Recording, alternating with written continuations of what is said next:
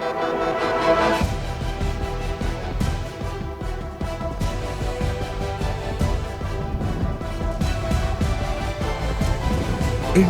Voice, आपकी सोच, आपकी आवाज। नमस्कार, बहुत स्वागत है आपका। आप देख रहे हैं इंडिया वॉइस और मैं हूं आपके साथ आनंद विजय सिंह। नई दिल्ली में केंद्रीय गृह मंत्री अमित शाह की अध्यक्षता में झुग्गी झोपड़ियों के पुनर्वास और उनके पुनर्स्थापन को लेकर एक उच्च स्तरीय बैठक हुई। बैठक में केंद्रीय मंत्री मनोहर लाल, दिल्ली के उपराज्यपाल, इसके अलावा सांसद तरनजीत सिंह संधू, दिल्ली की मुख्यमंत्री रेखा गुप्ता सहित कई वरिष्ठ अधिकारी मौजूद रहे। इस बैठक में राजधानी दिल्ली की झुग्गी बस्तियों में रहने वाले लोगों के पुनर्वास, उनकी आवास सुविधाओं और शहरी विकास से जुड़े मुद्दों पर विस्तार से चर्चा की गई। अधिकारियों ने जो योजनाएं चल रही हैं, उनकी प्रगति के बारे में गृह मंत्री अमित शाह को जानकारी दी और भविष्य की रूपरेखा पर भी विचार विमर्श किया। गृह मंत्री अमित शाह ने इस दौरान पुनर्वास प्रक्रिया के दौरान प्रभावित परिवारों को बेहतर आवास के साथ साथ पेयजल, बिजली, स्वास्थ्य और अन्य बुनियादी सुविधाएं समय पर उपलब्ध कराने का निर्देश दिया और साथ ही सभी संबंधित विभागों को आपसी समन्वय के साथ काम करते हुए योजनाओं को समयबद्ध तरीके से पूरा करने पर जोर भी दिया।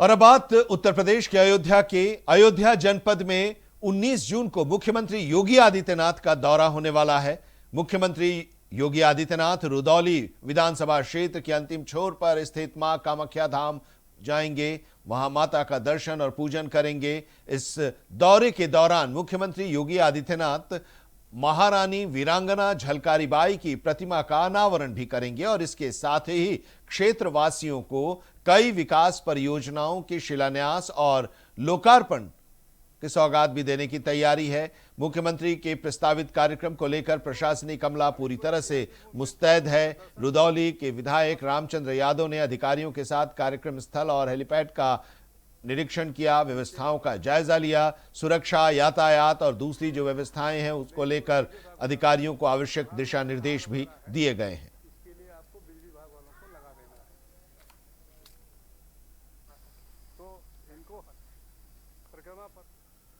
कौशांबी में समाजवादी पार्टी ने विभिन्न जन समस्याओं को लेकर बीजेपी सरकार के खिलाफ जोरदार प्रदर्शन किया। समाजवादी पार्टी के सांसद पुष्पेंद्र सरोज, राष्ट्रीय महासचिव और विधायक इंद्रजीत सरोज, एमएलसी मान सिंह यादव और जिला अध्यक्ष दयाशंकर यादव के नेतृत्व में हजारों कार्यकर्ता जिला मुख्यालय पहुंचे और जिलाधिकारी को ज्ञापन सौंपा। प्रदर्शन से पहले आयोजित प्रेस कॉन्फ्रेंस में समाजवादी पार्टी के नेताओं ने प्रदेश और केंद्र सरकार पर महंगाई, बेरोजगारी, पेपर लीक, बढ़ते बिल, बिजली के बिल और किसानों की समस्याओं को लेकर निशाना भी साधा। सांसद पुष्पेंद्र सरोज ने सरकार की जीरो टॉलरेंस नीति पर सवाल उठाते हुए कानून व्यवस्था को लेकर भी चिंता जताई। प्रदर्शनकारियों ने जल जीवन मिशन में कथित अनियमितताओं, खराब हैंडपंप, पेट्रोल, डीजल और रसोई गैस की बढ़ती कीमतों सहित कई जनहित के मुद्दे उठाए। समाजवादी पार्टी के नेताओं ने ज्ञापन भी सौंपा। इस ज्ञापन के माध्यम से इन समस्याओं के शीघ्र समाधान की मांग भी की है।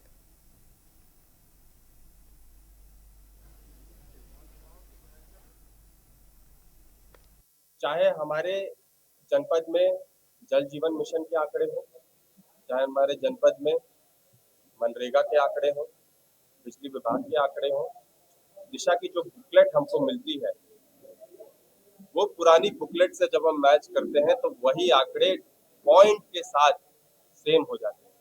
जहाँ हर 3 महीने 4 महीने में हम दिशा की बैठक करते हैं, हमारे जनपद की प्रगति होनी चाहिए, लेकिन हमारे आंकड़े वहीं पे स्थिर रहते हैं। तो कहीं ना कहीं कट कॉपी पेस्ट या एआई का जो जमाना चल रहा है उससे रिपोर्ट बनाई जा रही है। सरकार के सामने या सरकार की मिलीभगत के द्वारा हमारे लोगों के सामने, जनता के सामने सही रिपोर्ट नहीं दी जा रही। लेकिन जब हमारे लोग जमीन जाकर के खोजबीन करते हैं, जांच करते हैं, तो तुरंत उनका झूठ हमारे सामने आता है। कई ऐसे आंकड़े हैं जो मैं झूठे आंकड़ों के साथ आपको नहीं देना चाहता यार। लेकिन कई ऐसी रिपोर्टें हैं जहाँ पे अधिकारी बोलते हैं कि हमारा निरंतर प्रयास चल रहा है और हम प्रगति पे हैं, लेकिन जब हम पुरानी दिशा की बैठक में उसको मैच करते हैं तो वो आंकड़ा या तो कम निकलता है या तो सेम निकलता है। मैनपुरी में समाजवादी पार्टी की सांसद डिंपल यादव ने राम मंदिर से जुड़े कथित वित्तीय अनियमितता मामले में गठित एसआईटी जांच को लेकर बीजेपी सरकार पर निशाना साधा। उन्होंने कहा कि यदि मामले में अनियमितताएं हुई हैं तो इसकी निष्पक्ष जांच होनी चाहिए और दोषियों के खिलाफ सख्त कार्रवाई भी की जानी चाहिए। सांसद डिंपल यादव ने आरोप लगाया कि मंदिरों और धार्मिक परियोजनाओं से जुड़े कार्यों में पारदर्शिता सुनिश्चित की जानी चाहिए। उन्होंने कहा कि सवाल केवल चंदे या वित्तीय लेन देन का नहीं है, बल्कि उन सभी परियोजनाओं का है जहां बड़े स्तर पर निर्माण और विस्तार कार्य किए जा रहे हैं। उन्होंने इस मामले में न्यायिक जांच की भी मांग उठाई। समाजवादी पार्टी की सांसद ने कहा कि जनता के धन और धार्मिक आस्था से जुड़े मामलों में किसी भी तरह की गड़बड़ी गंभीर विषय है।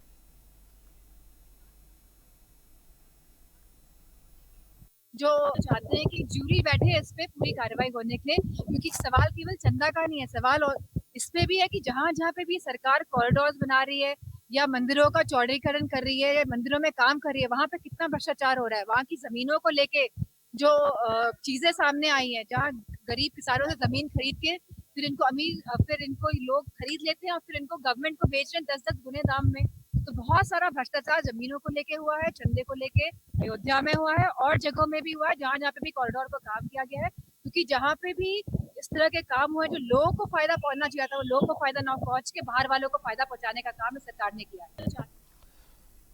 बहुजन समाज पार्टी ने 2027 के उत्तर प्रदेश विधानसभा चुनाव को लेकर अब अपनी तैयारियां शुरू कर दी हैं, अपनी रणनीति भी बनानी शुरू कर दी है और इसी क्रम में एक अहम बैठक हुई। पार्टी की अध्यक्ष मायावती ने ओबीसी वोटरों को लुभाने के लिए ओबीसी नेताओं के साथ एक बैठक की और पार्टी प्रमुख मायावती संगठन की तैयारियों और जनाधार विस्तार की समीक्षा भी लगातार इन दिनों कर रही हैं।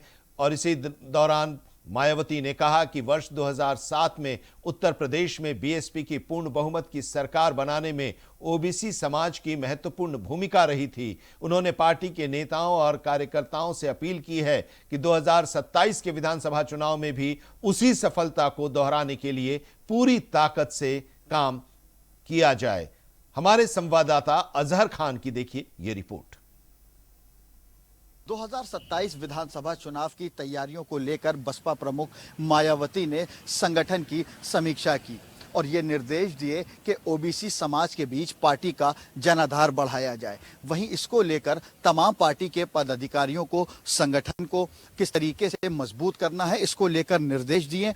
बसपा प्रमुख ने कहा कि वर्ष 2007 में बसपा की पूर्ण बहुमत सरकार बनाने में ओबीसी समाज की महत्वपूर्ण भूमिका रही और पार्टी का प्रयास है कि आगामी विधानसभा चुनाव में भी उसे सामाजिक गठजोड़ को फिर से मजबूत किया जाए। और उन्होंने कार्यकर्ताओं से कहा कि वो लोगों के बीच ये संदेश पहुंचाएं कि ओबीसी समाज का वास्तविक हित और कल्याण बसपा उसकी सरकार में ही सुरक्षित रहा है। फिलहाल इसको लेकर जो बैठक है वो बसपा प्रमुख मायावती ने की। पार्टी को, संगठन को बूथ स्तर पर किस तरीके से मजबूत करना है, इसको लेकर तमाम पदाधिकारियों को दिशा निर्देश दिए और ओबीसी समाज तक के पार्टी का जनाधार जो है वो किस तरीके से बढ़ाना है, इसको लेकर बसपा प्रमुख ने निर्देश दिए। फिलहाल 2027 के विधानसभा चुनाव को लेकर अब पार्टी को फिर से सक्रिय और बूथ स्तर पर संगठन को मजबूत करने में बसपा जो है वो जुट गई है। कैमरा पर्सन हरीश के साथ अजहर खान, इंडिया वॉइस, लखनऊ।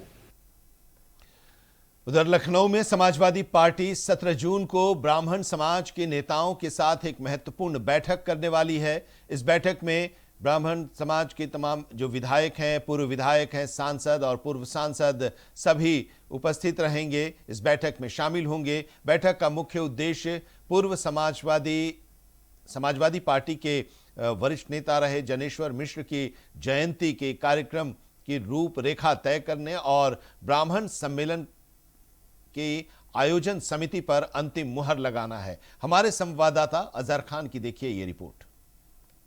27 विधानसभा चुनाव को लेकर समाजवादी पार्टी अब सामाजिक समीकरण साधने में जुट गई है, जिसको लेकर 17 जून को सपा कार्यालय पर समाजवादी पार्टी से जुड़े तमाम ब्राह्मण नेताओं की बैठक बुलाई गई है। समाजवादी पार्टी के राष्ट्रीय अध्यक्ष अखिलेश यादव की अध्यक्षता में ये बैठक जो है वो पार्टी कार्यालय पर होगी और ऐसे में जो ब्राह्मण वोट बैंक है उसको साधने में समाजवादी पार्टी जो है वो जुट गई है। समाजवादी पार्टी ने ब्राह्मण समाज को बड़ा संदेश देने के लिए पार्टी के कद्दावर नेता रहे ज्ञानेश्वर मिश्र की जयंती को भी भव्य तरीके से मनाने का फैसला लिया है और साथ ही माना जा रहा है कि सपा इसके जरिए ब्राह्मण समाज को एक कड़ा संदेश देने की कोशिश करेगी ताकि वो खुद को ब्राह्मण के साथ दिखा सके और इन नेताओं के साथ चुनावी रणनीति को लेकर भी बैठक में मंथन किया जाएगा। दरअसल ज्ञानेश्वर मिश्र समाजवादी पार्टी के कद्दावर नेता रहे हैं और उन्हें समाजवादी पार्टी विचारधारा का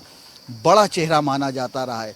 सपा ने लखनऊ में उनके नाम से ज्ञानेश्वर मिश्र पार्क जो है वो भी बनवाया है और सपा इस बैठक में ज्ञानेश्वर मिश्र की जयंती को लेकर होने वाले कार्यक्रमों की भी रूपरेखा तैयार करेगी। फिलहाल सपा मुखिया अखिलेश यादव ये दावा भी कर चुके हैं कि उनके पीडीए में ए का मतलब वो तमाम अगले हैं जो पीड़ित हैं और उसको लेकर भी कल ब्राह्मण समाज की बैठक जो है वो बुलाई गई है। अब अखिलेश यादव पिछड़ा दलित अल्पसंख्यकों के साथ साथ ब्राह्मण वोट बैंक भी साधने में जुट गए। कैमरा पर्सन हरीश के साथ अजहर खान, इंडिया वॉइस, लखनऊ। और यहां पर एक ब्रेक के लिए रुकते हैं, कहीं मत जाइए, फौरन हाजिर होते हैं कुछ और खबरों के साथ। ब्रेक के बाद आपका एक बार फिर से स्वागत है और खबर झारखंड के जमशेदपुर के पोटका विधानसभा क्षेत्र में विकास कार्यों में स्थानीय आदिवासी समाज की भागीदारी और जल जंगल जमीन से जुड़े मुद्दों को लेकर ग्रामीणों ने प्रशासन के खिलाफ आवाज बुलंद की है।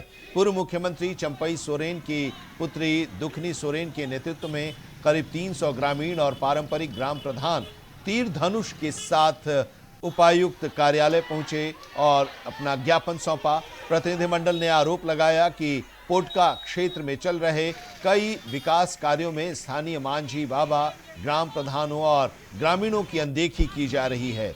धुमकुड़िया भवन, रंगकिनी मंदिर परिसर समेत विभिन्न परियोजनाओं में स्थानीय सहभागिता सुनिश्चित करने की मांग भी की गई है।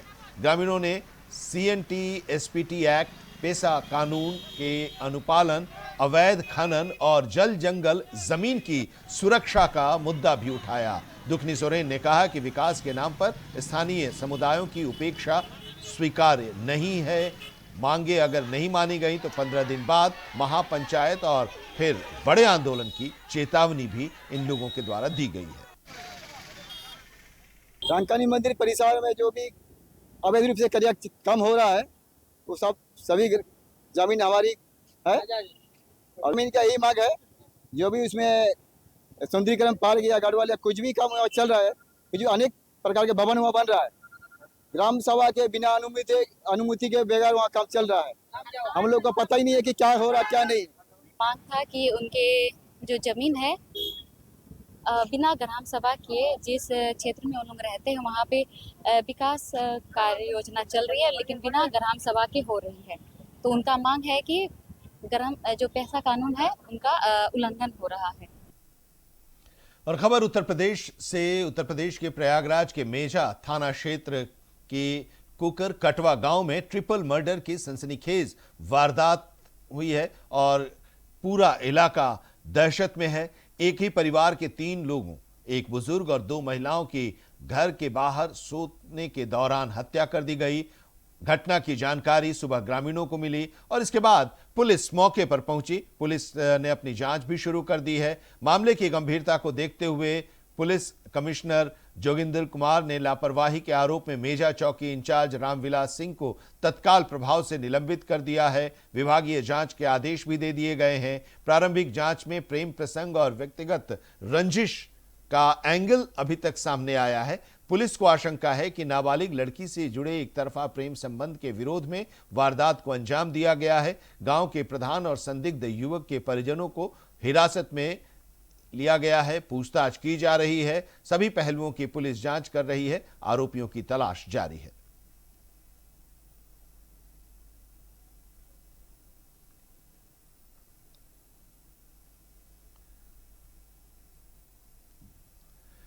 झारखंड के जमशेदपुर के सिद्धगोड़ा थाना क्षेत्र में पुलिस और अपराधियों के बीच देर रात नाटकीय मुठभेड़ हुई। सूर्य मंदिर के पीछे यार्ड इलाके में पूछताछ के दौरान एक गिरफ्तार अपराधी ने पुलिसकर्मी की पिस्टल छीन ली और पुलिस पर फायरिंग करते हुए भागने का प्रयास किया। पुलिस ने तत्काल जवाबी कार्रवाई करते हुए अपराधी के पैर में गोली मारी, घायल हो गया है वो। इस घटना में एक सब इंस्पेक्टर को भी चोट आई है, वो भी घायल है। दोनों को इलाज के लिए जमशेदपुर के एमजीएम हॉस्पिटल में भर्ती कराया गया है। जानकारी के मुताबिक आरोपी महिला से चेन छिनतई के मामले में गिरफ्तार किए गए थे। पूछताछ में लूटे गए सोने के जेवरात छिपाने की जानकारी दी थी। पुलिस उसकी बरामदगी के लिए जंगल के इलाके में गई थी, जहां आरोपी ने मौका पाकर हथियार छीन लिया और फायरिंग कर दी। मौके से पिस्टल और कई खोखे भी बरामद किए गए हैं। फिलहाल जांच की जा रही है। टेलको थाना क्षेत्र में छिनतई करके कुछ लोग थे। कल की ये घटना है, शाम को 5 से 6 बजे के बीच में, 5:30 बजे के आसपास। तो जब छिनतई करके भाग रहे थे तो उनकी शिनाख्त हो गई थी। वो पल्सर बाइक पे, ब्लैक कलर की पल्सर बाइक थी। 2 लोग थे और जिस प्रकार का कपड़ा पहना हुआ था तो उनका हुलिया बताते हुए इसकी मैसेज जो था कंट्रोल रूम के द्वारा दिया गया। और चूँकि आगे वो जिस तरफ जा रहे थे तो सिद्धगोड़ा थाना था, बिरसा नगर और अन्य थाने थे। इसी क्रम में सिद्धगोड़ा थाना द्वारा उन 2 व्यक्तियों को पकड़ने का प्रयास किया गया और अपना बैरिकेडिंग वगैरह ये सब कार्य किया गया। इसी क्रम में वो बाइक उनकी किसी नाले में जा गिरी। वो अपने आप को फंसा हुआ महसूस करते हुए उन्होंने, उस समय शाम के टाइम की ये बात है, और ये सारा घटनाक्रम टेलको से सिद्धगोड़ा तक जाने का ये 15 मिनट के अंदर अंदर घटित हुआ। फीफा वर्ल्ड कप 2026 के ग्रुप एच में सऊदी अरब और उरुग्वे के बीच खेला गया मुकाबला बेहद रोमांचक रहा। दोनों टीमों ने शानदार प्रदर्शन करते हुए एक दूसरे को कड़ी टक्कर दी और मैच ड्रॉ पर समाप्त हुआ। पूरे मुकाबले में दोनों पक्षों ने आक्रामक और संतुलित खेल का प्रदर्शन किया। सऊदी अरब ने मजबूत रक्षात्मक रणनीति के साथ कई मौके बनाए। उरुग्वे ने भी लगातार दबाव बनाकर मुकाबले को रोमांचक बनाए रखा। दोनों टीमों के खिलाड़ियों ने शानदार जुझारूपन दिखाया और इसके चलते कोई भी टीम जीत हासिल नहीं कर पाई और मैच ड्रॉ रहा।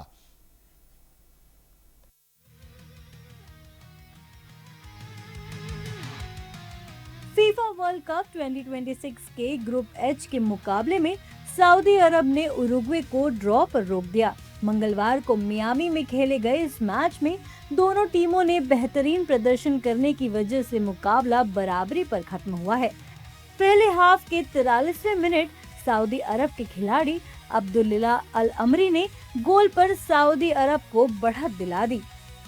दूसरे हाफ के 80वें मिनट में उरुग्वे के मैक्सी अराउजो ने गोल करके सऊदी अरब की बढ़त को समाप्त कर दिया। इस ड्रॉ के बाद ग्रुप एच की सभी टीमें बराबरी पर पहुंच गईं, जिससे आने वाले मुकाबले और भी रोमांचक होने वाले हैं।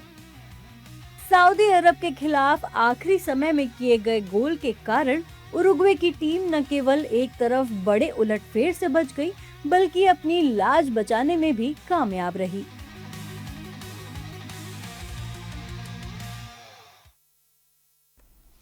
फीफा वर्ल्ड कप 2026 के ग्रुप एच में ईरान और न्यूजीलैंड के बीच जो मुकाबला खेला गया वो काफी रोमांचक रहा, उतार चढ़ाव से भरपूर रहा। ये मैच लॉस एंजल्स में खेले गए। इस मैच में दोनों टीमों ने शानदार खेल का प्रदर्शन किया और मुकाबला 2-2 की बराबरी पर समाप्त हुआ। न्यूजीलैंड ने मैच में 2 बार बढ़त हासिल की, लेकिन ईरान ने दोनों मौकों पर शानदार वापसी करते हुए हार को टाल दिया और इस ड्रॉ के साथ न्यूजीलैंड की फीफा वर्ल्ड कप में पहली जीत का इंतजार भी अभी जारी है। ईरान ने संघर्षपूर्ण प्रदर्शन कर महत्वपूर्ण 1 अंक हासिल कर लिया है।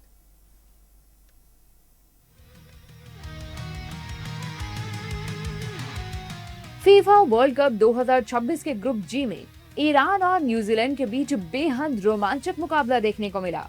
लॉस एंजलिस में खेले गए इस मैच में न्यूजीलैंड ने 2 बार बढ़त बनाई, लेकिन ईरान ने दोनों बार शानदार वापसी करते हुए मुकाबला 2-2 की बराबरी पर खत्म किया।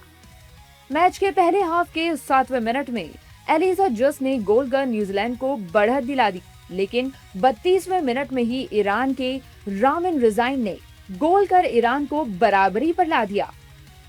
दूसरे हाफ की शुरुआत में न्यूजीलैंड ने एक बार फिर बढ़त हासिल कर ली। क्रिस वुड के बेहतरीन पास पर एलिजा जस ने अपना दूसरा गोल दागकर स्कोर 2-1 कर दिया, लेकिन ईरान ने एक बार फिर जवाब दिया। ईरान के मोहम्मद मुहैबी ने दमदार गोल कर मुकाबला फिर 2-2 की बराबरी पर ला दिया।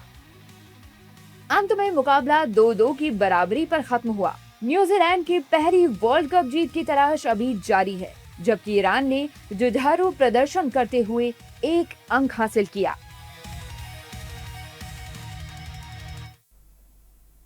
और इसी के साथ इस बुलेटिन में अभी इतना ही, लेकिन देश और दुनिया की तमाम अहम खबरों के लिए आप जुड़े रहिए इंडिया वॉइस के साथ।